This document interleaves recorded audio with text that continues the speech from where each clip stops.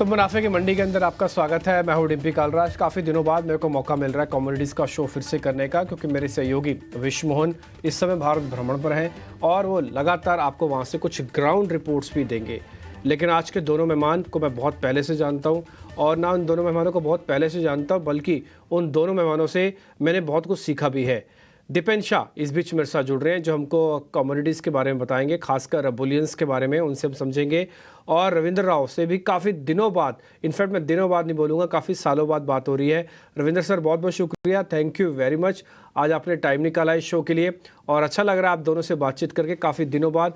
और जैसे मैं स्टार्टिंग में भी आपसे कह रहा था, आप दोनों से मैंने बहुत कुछ सीखा है और आज मेरा फिर से सौभाग्य है कि इसी शो के अंदर मैं आपकी इंटेलिजेंस का फ़ायदा आपके अपने दर्शकों तक ज़रूर पहुँचाऊँगा।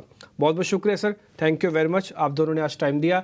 सिलसिलेवार तरीके से सर मैं आपके पास लौटूंगा अभी कुछ पॉइंट्स पूछने के लिए, कुछ कमोडिटीज़ में ट्रेड करने के लिए, लेकिन पहले हम जरा 10 बड़ी बातें दर्शकों के सामने रखना चाहते हैं। जरा पहले वो दिखा दीजिए, फिर हम एक एक करके कुछ क्वेश्चनिंग से और कुछ इंपॉर्टेंट एनालिसिस से, डाटा से सर से हम उनसे सवाल पूछेंगे। पहली बात, कमोडिटीज़ की 10 बड़ी बातों में गोल्ड के बारे में आपको दिख रहा होगा स्क्रीन पर, $2150 कॉमेक्स पर, और भारत में जो एमसीएक्स में ट्रेड होता है उसमें 65,280 के आसपास सोना इस समय चल रहा है। ठीक है, दूसरी बात जरा स्पीड से दिखाते यही कि सारी बातें। चांदी पर इस समय जो कीमत है सिल्वर की, वो करीब 75,000 पर किलो के हिसाब से है, और कॉमेक्स पर दाम जो है इसके वो $25 के आसपास अभी चल रहे हैं। ये सिल्वर और गोल्ड की बात हुई।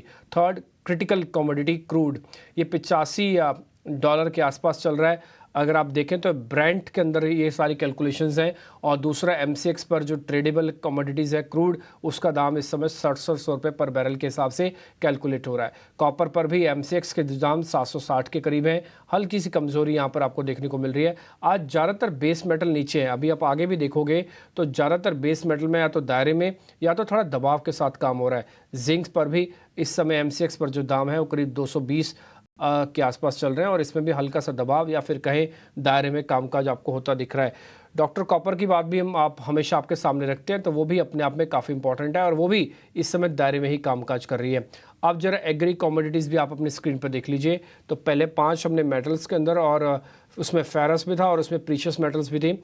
अब जरा आप देखेंगे कमोडिटीज़, उसमें ज़ीरा जो है वादा करीब 23,600 के आसपास चल रहा है, इसमें बिकवाली है। और बड़ी वजह आवक बताई जा रही है।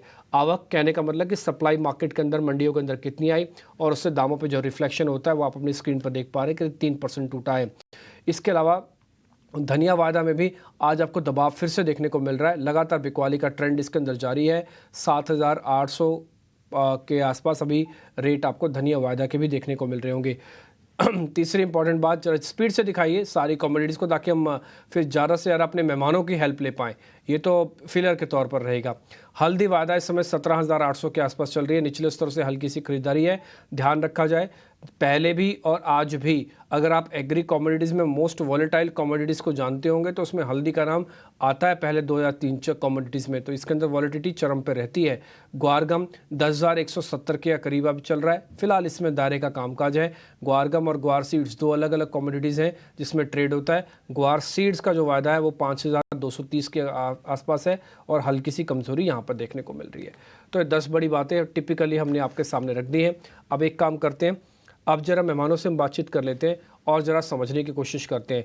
मेरे साथ दीपेन शाह हैं, रविंद्र राव हैं। रविंद्र जी हमको एग्री के बारे में बताएंगे और दीपेन से हम नॉन एग्री का पूरा लेखा जोखा समझेंगे। शुरुआत एक ही चीज़ से करते हैं सर, ये मैं अपने लिए भी समझ रहा हूँ, अपने व्यूअर्स के लिए भी समझना चाहता हूँ।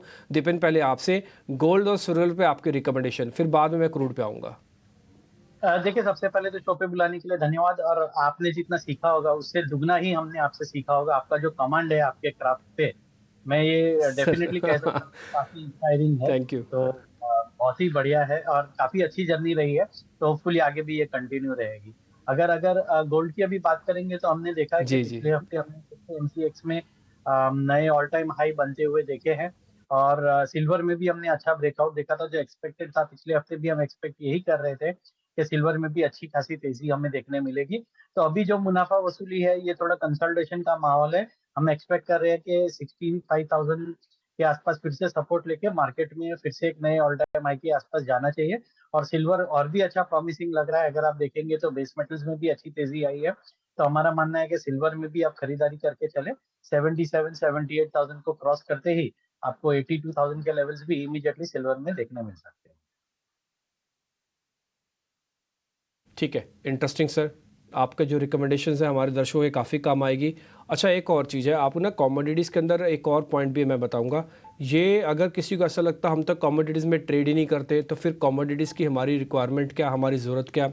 देखिए, सोना सबके घर में पड़ा है। सोना आज की डेट में हेज कमोडिटी है और ट्रेडिशनली हेज होता आया है। एक और चीज़, मैं कल परसों किसी गोल्ड फाइनेंसर से पूछ रहा था, वो कह रहे थे, मैंने उनसे वैसे ही पूछा इन जनरल कि भाई गोल्ड आपके पास लोग कब देने आते हैं। उन्होंने बोला दो कंडीशंस में तो हर बार आते हैं देने। पहला, जब कोई हेल्थ का इशू होता है, और दूसरा, जब उनको कोई प्रॉपर्टी खरीदनी होती है तो उस केसेस में आके गोल्ड को हेज करते हैं, यानी कि फाइनेंस कर देते हैं और उसके अगेंस्ट में कैश लेके जाते हैं। इसलिए इस कार्यक्रम की इंपॉर्टेंस बहुत ज़्यादा। आप ट्रेड करें ना करें, लेकिन आपको दाम और आपको दिशा हमारे मेहमान बड़ी इंटेलिजेंस के साथ आपको बताते हैं। इसलिए दीपेन, बहुत शुक्रिया, थैंक यू वेरी मच। जो भी आप बता भी रहे थे, दोनों कम्युनिटीज़ में उनको गाइड भी कर रहे थे आप। ठीक है, आगे बढ़ते हैं। मैं थोड़ा आज प्रोग्राम को लीक से हटकर, यानी कि एक रूटीन एक्सरसाइज से हटकर, जरा दोनों मेहमानों को क्लब करके एक साथ कुछ पॉइंट्स आपके सामने रखना चाहूँगा। और मैं रविंदर जी के पास भी आ रहा हूँ। रविंदर सर, बहुत बहुत शुक्रिया, थैंक यू वेरी मच। मेरी लास्ट मुलाकात आपसे शायद कुछ साल हो गए होंगे हुए, लेकिन मैं आपके नोट, आपके व्हाट्सअप और आपकी जो टीवी स्क्रीन पर जो आप बोलते रहते हो सर, वो मैं देखता रहता था।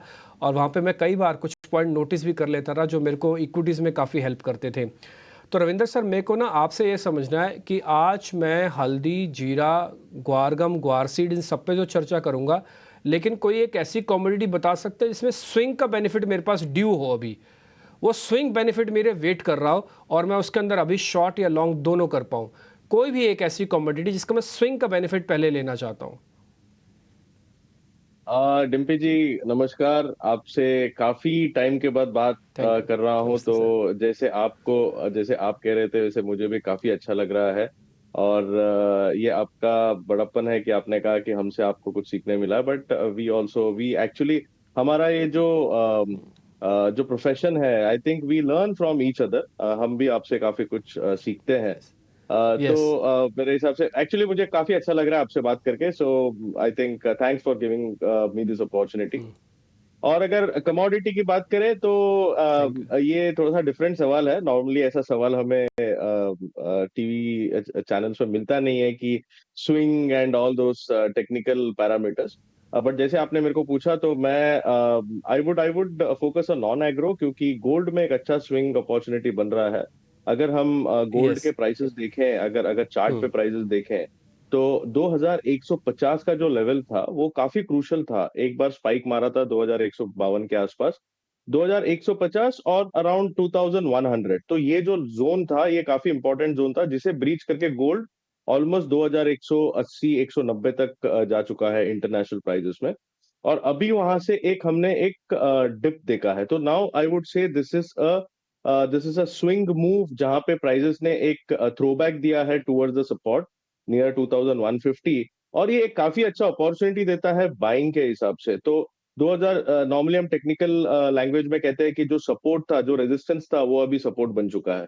तो 2150 I think is a very good swing move on charts. और यहाँ से पॉसिबिलिटी है कि प्राइजेस फिर से एक बार टेक ऑफ करे, and it might even breach the $2200 mark. दूसरा जो अपॉर्चुनिटी मुझे लगता है वो क्रूड में है।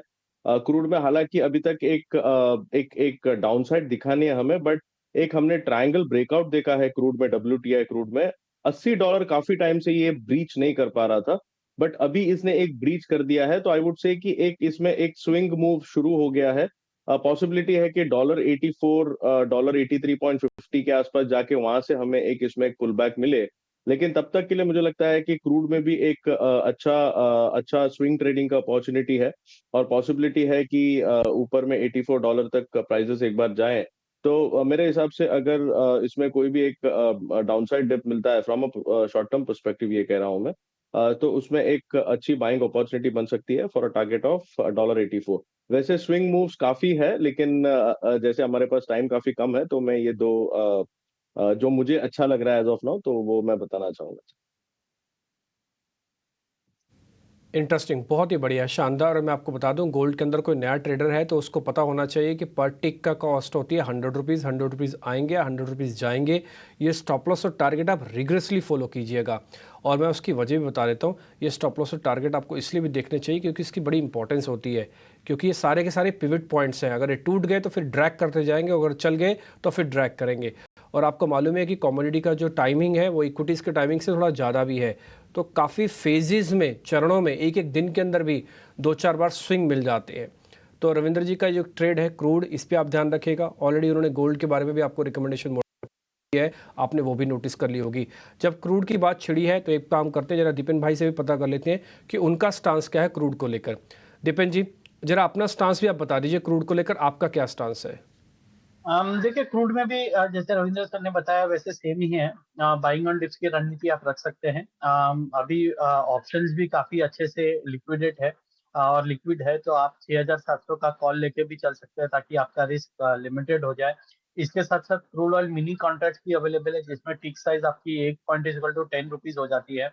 तो आप अपने रिस्क को सीधा 1/10 से रिड्यूस कर सकते हैं, और अपने रिस्क प्रोफाइल के हिसाब से आप क्रूड ऑयल कॉन्ट्रैक्ट्स को मैनेज करते हैं।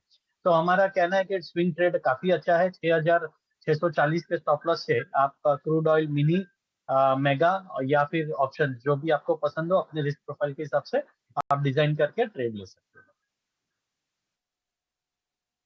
ठीक है, दीपेन भाई ने जो स्टॉप लॉस दिया ना, उसका आप एक कॉपी पे नोट कर लीजिए। 6640 का वो कह रहे हैं कि एक स्टॉप लॉस है, और आप चाहें तो मिनी लॉट्स पे या फिर बड़े लॉट्स में, जैसे भी आप इसमें ट्रेड करना चाहें।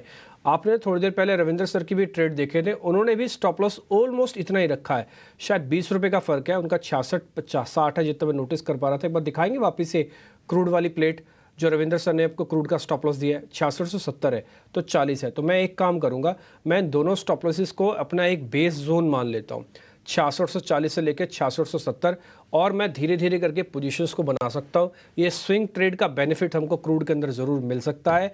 रविंद्र जी ने बाकायदा कंडीशन भी आपको दी हुई है कि 67-15 के ऊपर आप इसमें एक बार ट्रेड बना सकते हैं, जिसके ऊपर हम टिपिकली चल भी रहे हैं।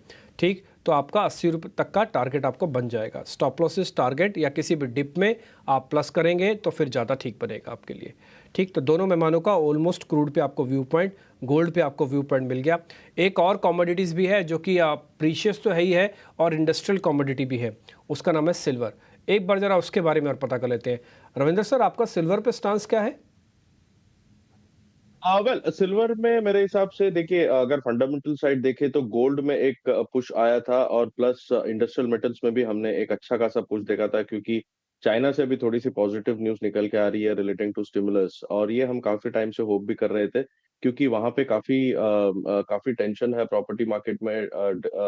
वहां पे डिसइंफ्लेशनरी प्रेशर चल रहा है, तो पॉसिबिलिटी था कि वहां से कुछ ना कुछ पॉजिटिव निकल के आएगा, और उसी ने मेरे हिसाब से बेस मेटल्स, इंडस्ट्रियल मेटल्स को सपोर्ट किया है। और जैसे हम सब जानते हैं कि silver is more of an industrial commodity, तो सिल्वर में एक अच्छा पुश मिला है। लेकिन अगर हम इंटरनेशनल प्राइजेस देखें तो इंटरनेशनल प्राइजेस के हिसाब से उसमें एक चैनल बन रहा था, जो चैनल ब्रेकआउट हुआ है, और उसका जो टारगेट था वो अराउंड $25.20 का था, जो अभी अचीव हो चुका है, और वहां से हम एक आई वुड से कि एक थ्रोबैक देख रहे हैं। तो जैसे मैंने गोल्ड में कहा कि 2150 का जो एक रेजिस्टेंस टर्न सपोर्ट है, सिमिलरली सिल्वर में 24.50 से 24.60 का एक रेजिस्टेंट टर्न सपोर्ट होगा। तो अगर वहां तक प्राइसेस आता है तो शॉर्ट टर्म पर्सपेक्टिव से काफी अच्छा लग रहा है। इंट्राडे पर्सपेक्टिव से अगर देखें तो सिल्वर में हमने एक डाउनसाइड ओपनिंग देखी है, लेकिन इसका जो सपोर्ट है, जो बाइंग जोन है, वो अभी भी इंटैक्ट है, which is close to 75,100 odd levels, 175,150 के आसपास। इसका जो पिवट सपोर्ट है वो अराउंड 74,800 का है। तो अगर इसके नीचे निकल जाता है तो इंट्राडे का जो उसका व्यू है वो थोड़ा सा रिवर्स हो जाएगा। Otherwise I think even after a gap down opening prices में बेरिशनेस नहीं दिख रहा है। तो मेरे हिसाब से ट्रेंड के साथ चलना, नॉर्मली हम कहते हैं ट्रेंड इज फ्रेंड, तो ट्रेंड के साथ चलना would be a better advice. और इसीलिए 75,100, 75,150 का जो जोन है वो हमें लगता है कि it's a good demand zone risk reward के हिसाब से। स्टॉप लॉस हम अराउंड 74,800 के नीचे रख सकते हैं, और हमारा जो टारगेट है वो आज का जो गैप है, जहाँ से मार्केट क्लोजिंग से जहाँ से नीचे आया था, I think that should be the ideal target. So 75,600, 650 का एक पॉसिबल टारगेट हो सकता है। ठीक है, तो रविंद्र सर ने आपको ऑलरेडी बता भी दिया कि सिल्वर के अंदर कैसे ट्रेड करना चाहिए। मैं फिर से आपको रिपीट कर दूं, भले आप कोई भी ट्रेड करें, चाहे आप क्रूड करें, गोल्ड करें, सिल्वर करें, थोड़ा वॉल्यूम अपने फाइनेंशियल डिसिप्लिन को चेक करके करें। आपको मालूम है कि कमोडिटीज़ का जो ट्रेड है वो इक्विटीज़ के मल्टीपल फोल्ड है। वजह लॉट साइजेस, वजह फ्रीक्वेंसी ऑफ अ ट्रेड, तो वो बहुत अच्छी है। तो आपको सिर्फ एक ही काम करना है, अपना रिस्क रिवॉर्ड को ज़रूर चेक करना है। नहीं तो कमोडिटीज़ में लोग इसलिए हाथ नहीं गंवाते कि उनके पास गलत सलाह होती है, वो इसलिए हाथ गंवा बैठते हैं या पैसा गंवा बैठते हैं कि उनके पास फाइनेंशियल डिसिप्लिन नहीं होता, क्योंकि साइज़ बड़े हैं लॉट के। तो आप यहाँ पे सिल्वर पे भी आपको रिकमेंडेशन मिल गई, क्रूड पे भी रिकमेंडेशन मिल गई, दोनों मेहमानों के ऑलमोस्ट, और साथ ही गोल्ड पे भी आपको एक टेक मिल चुका है। तरफ भी रुक करेंगे, लेकिन उससे पहले जैसे मैंने आपसे वादा किया था कि आपको एक फेड की जो बैठक होने जा रही है उसकी कुछ इंपॉर्टेंस एक बार ज़रा पता करवा लेते हैं। दीपेन, आपसे क्वेश्चन होगा, 19 तारीख को फेड की बैठक यानी कि 24 घंटे के बाद होगी। ये 2 दिवसीय बैठक है। कुछ रीड कर रहे हैं आप इस बैठक में? कुछ इंपॉर्टेंट पॉइंट तो है, तो ज़रा जल्दी से नोटिस करवा दीजिए।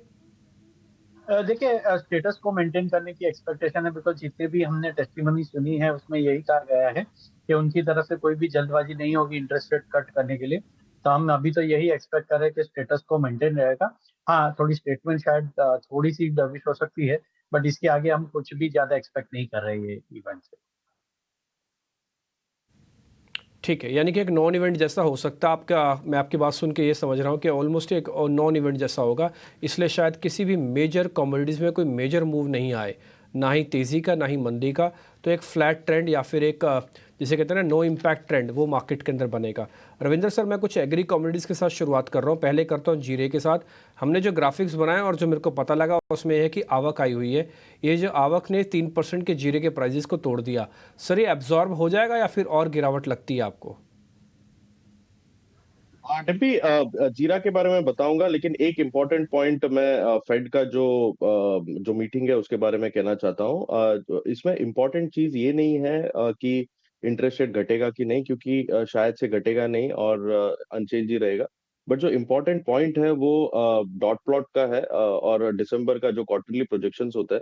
तो दिसंबर का जो प्रोजेक्शन था उसमें इन्होंने कहा था कि 2024 में 3 बार रेट कटेंगे, लेकिन अभी because inflation is still sticky, तो पॉसिबिलिटी ये है कि शायद ये दो कहें 2024 में, या फिर उतना ही रखे। तो I think that will be very very important, और उसके ऊपर मार्केट काफी हद तक वोलेटाइल हो सकता है। तो मेरे हिसाब से ये एक इम्पॉर्टेंट पॉइंट है जो दर्शकों को वॉच करना चाहिए in this Fed meeting. Coming to jeera, मेरे हिसाब से जीरा में हम एक्सपेक्ट कर रहे थे कि ये 24,500 के आसपास एक सपोर्ट लेगा, लेकिन इसने सपोर्ट लिया नहीं है, क्योंकि एक बहुत long term moving average support है ये। बट मेरे हिसाब से it is approaching, I would say एक सपोर्ट लेवल अप्रोच कर रहा है। कभी भी हम इसमें एक रिवर्सल देख सकते हैं। तो मेरे हिसाब से 25,000 टू 22,000, 23,000 एक अच्छा बाइंग अपॉर्चुनिटी है। हालांकि इसे अभी और ऊपर जाने के लिए 25,500 के ऊपर ब्रीच करना पड़ेगा। बट अदरवाइज मेरे हिसाब से जब तक कि ये लोअर लेवल्स पे 20,000 का लेवल होल्ड है, आई थिंक कहीं पर भी 22,000 से लेके ये 25,000 तक का जो रेंज है वहां पर कहीं पर भी इसमें एक सपोर्ट जोन आ सकता है। बट इसमें एक बुलिश मोमेंटम हम तभी देखेंगे जब भी 25,500 या 26,000 के ऊपर सस्टेन करेगा। तो तब तक के लिए मुझे लगता है कि it might trade in a sideways zone. As of now थोड़ा साइडवेज वीक है, बट मुझे लगता है कि it is very close to the support, और कभी भी इसमें कुछ हालात। ठीक है, इंपॉर्टेंट पॉइंट आपने बताया। इनफैक्ट आपने 2 लेवल्स बता दिए, एक तो सर 20,000 का लेवल बताया और आपने बताया 25,500। इसके बीच के जो भी लेवल्स हैं ये सिर्फ एक सपोर्ट जोन की तरह है, एक बेसिक लेवल्स हैं, और ये सब सपोर्ट का काम करेंगे। ये रिवर्सल तो दे सकते हैं, लेकिन शार्प रिवर्सल 25,500 के ऊपर ही आएगा। तो जीरे को लेकर मोटा मोटी आपकी रणनीति भी है। और Ravindra sir, thank you very much, आपने जो वैल्यूएशन कर दिया कि इस बार के अंदर जो पॉइंट्स है फेड की बैठक से, इसमें एक और चीज़ नोटिसेबल क्या है। ठीक है, आगे बढ़े सर। एक बार जरा हल्दी पे भी जल्दी से रिकमेंडेशन दे दीजिए। फिर मेरे सहयोगी विश्वमोहन ने एक रिपोर्ट भेजी है, वो भी दिखाना दर्शकों को जरूरी है कैस्टर पर। आप जरा हल्दी के बारे में मेरे को जल्दी से बता दीजिए, कोई ट्रेड बनता है तो बताइए। वेल यस, हल्दी में अगर लॉन्ग टर्म चार्ट देखे तो इसमें एक फ्लैग पैटर्न ब्रेकआउट है। हालांकि हमने थोड़ा सा एक करेक्टिव मूव देखा है पिछले कुछ सेशंस में। तो पॉसिबिलिटी है कि उसका जो डाउनसाइड है वो करेक्ट हो सकता है टुवर्ड्स 16,250। इस पे अभी भी कोई bearish sentiment as of now है नहीं। थोड़ा सा यस, थोड़ा सा एक नेगेटिव डाइवर्जेंस है, बट जो अंडरलाइंग स्ट्रेंथ है वो अभी भी इसमें पॉजिटिव है। तो मेरे हिसाब से 16,250 के आसपास डिमांड जोन बनती है। और अगर ये फिर से 18,500 900 के ऊपर अगर निकल जाता है तो पॉसिबिलिटी है कि इसमें फिर से हम एक बार 20,000 21,000 का लेवल देख सकते हैं। तो I think wait for a corrective move till 16,200 250, वहां पे एक बार बाइंग इनिशिएट कर सकते हैं। ठीक है रविंद्र सर, बहुत बहुत शुक्रिया, थैंक यू वेरी मच, आपने अच्छे से हमको गाइड किया। दीपेन आपका भी बहुत बहुत शुक्रिया, थैंक यू वेरी मच, आपकी भी गाइडेंस हमारे बेहद काम आई है। आप दोनों का बहुत बहुत शुक्रिया। अच्छा, एक और चीज़, विश्व मोहन ने जो कैस्टर कीमतों पे एक रिपोर्ट भेजी है, अगर आप देखना चाहें तो आपकी स्क्रीन पर हम प्ले भी कर रहे हैं, आप भी देखना चाहें तो सर आप भी देख सकते हैं। तो मैं वो प्ले कर रहा हूँ आपके सामने, जो कैस्टर कीमतों को लेकर एक रिपोर्ट विश्व मोहन ने भेजी है, ग्राउंड रिपोर्ट है, एक एक्सक्लूसिव रिपोर्ट आपको दिखाते हैं। मैं हूं राजस्थान की एक बड़ी मंडी सुमेरपुर मंडी में। वहां पर कैस्टर की बोली चल रही है लगातार। जितने कारोबारी वगैरह है वो बोली भी लगा रहे हैं, और साथ ही यहां पर किस तरह के प्राइसेस चल रहे हैं कैस्टर के, आगे का क्या आउटलुक है, आगे किस तरह के भाव रह सकते हैं, तमाम मुद्दों पर चर्चा करते हैं। सबसे पहले आलोक जी, आप बताइए क्या हो रहा है, कैस्टर की भाव अभी किस तरह के चल रहे हैं, क्या ट्रेंड दिख रहा है? कैस्टर में इस बार जो न्यू अराइवल्स जो भी शुरू हुई है, शुरू से ही जितना भी अराइवल मंडियों में आ रहा है वो सारा ही क्रशिंग में जा रहा है, और इस वजह से अभी लगता नहीं है कि फिलहाल आने वाले 15-20 दिनों में, एक महीने भर में कोई दाम नीचे की ओर जाए। और आगे जाके यदि अप्रैल में एंड ऑफ द अप्रैल यदि अराइवल्स बढ़ती है तो कुछ 200-300 जैसा पर क्विंटल रेट डाउन साइड जा सकता है। ओके, अभी फिलहाल मंडियों में, ये सुमेरपुर की मंडी में क्या भाव चल रहा है कैस्टर का, क्या रेंज है? रेंज चला 5700 से 5750, बढ़िया माल। और नीचे बात, नीचे में तो 4000 4200 जैसा माल। देखिए इस मंडी के सेक्रेटरी भी है हमारे साथ, जितेंद्र अग्रवाल जी। जितेंद्र जी बताइए, कैस्टर के भाव को लेकर क्या उम्मीद लग रही है, क्या आउटलुक है आपका? कैस्टर का भाव देखो मेरे हिसाब से ज्यादा तेजी की अभी उम्मीद नहीं है। क्यों क्या हुआ, क्या 9% जो उत्पादन बढ़ने की बात कह रहे हैं उस वजह से? उत्पादन को लेकर ही जो है तेजी की संभावना कम है। हो सकता है 100-200 रुपए अप डाउन चले, बाकी ज्यादा इसमें अभी तेजी की संभावना मेरे को नहीं लगती है। लोग तेजी में भी हैं और मंदी भी लोग हैं, सभी तरह के लोग होते हैं जिसकी तेजी मंदी की दोनों धारणाएं होती है। ओके, महिपाल जी आप बताइए, कैस्टर को लेकर आपका क्या अनुमान है, क्या लग रहा है आगे किस तरह के भाव रह सकते हैं कैस्टर? अप्रैल में मेरे को लगता है बाजार तो घटने चाहिए अप्रैल में। ओके, अप्रैल में घटने चाहिए बाजार। ओके, कितना घटने की संभावना? 200-300 रुपए घट सकते हैं। क्यों उत्पादन ज्यादा रहने? पीक अराइवल का टाइम रहता है अप्रैल में। ओके, और कैस्टर में लोग हम इस महीने में कैस्टर 5000 रुपए हो जाएगा, लेकिन ईल्ड जो कम आ रही है ना इस वजह से, और इस टाइम डिमांड पावरफुल है। ओके सर, क्या किसानों को सही भाव मिल रहा है क्या यहाँ पे? किसानों को सही भाव मिल रहा है, यहाँ बराबर मिल रहा है। सब व्यापारी माल खरीद रहे, बहुत बढ़िया खरीद रहे, और टाइम पर आते और टाइम पर सब माल व्यवस्थित तुल जाता है। आपको आगे कैस्टर के भाव को लेकर क्या उम्मीद लग रही है, कि पुराने हैं, आपको अनुभव होगा लंबा? कैस्टर की भाव तो अच्छी उम्मीद लग रही है मेरे को। आप किसान हैं? किसान है सर। क्या भाव मिला? बढ़िया भाव बरोबर नहीं मिल रहा है सर। कब मिला, कितना मिला? हमें सर 5,000 नहीं है को कीमत है सर के, खासकारो तो हमारे ऑटो ही पर नहीं रिया सर, रेड़ा भाव है नहीं सर। 6,000 दिन का वे मोरे खासकारो रे रोज और बगाड़ो बड़ूरो बगाड़ो, हमें मेरे खास का परेशान हुआ सर, भाव अच्छा नहीं आया तो। ये कह रहे किसान है, कह रहे हैं कि इनको अच्छा भाव नहीं मिल रहा, आप लोग अच्छा भाव क्यों नहीं दिलवा पा रहे हैं? तो मार्केट के भाव आएंगे वही काम आएंगे हमारे, तो अब बाजार में बढ़ाओ कुछ। 6,000 में हमारा का फर्क पड़ी होगा। तो यहाँ के जितने भी कैस्टर के किसान हैं उनको लग रहा है कि बहुत ज्यादा भाव तो नहीं मिल रहा है, लेकिन कारोबारियों का कहना है कि 5600 से 5700 के आसपास के भाव चल रहे हैं, जो बेहतर भाव है उनके हिसाब से। और आगे यही प्राइस को लेकर यही आउटलुक है कि यहाँ से 200-300 रुपए की मंडी आ सकती है, क्योंकि मंदी इसलिए आ सकती है क्योंकि पीक अराइवल टाइम अप्रैल का महीना होता है, इसलिए थोड़ी मंदी आ सकती है। तो ये सुमेरपुर मंडी से ये रिपोर्ट कैस्टर को लेकर आपने देखा।